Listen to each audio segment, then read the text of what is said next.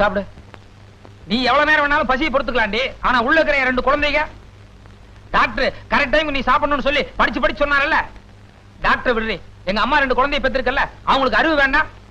பாரு, இவ்வளவு நேரம் நம்ம பேசிட்டு இருக்கிறோம், இன்னும் அவங்க வெளியே வந்திருக்காங்களா? உள்ள குசு குசுன்னு தான் இருக்காங்க. அந்த கதவுக்கு என்ன சீலா வச்சிருக்க?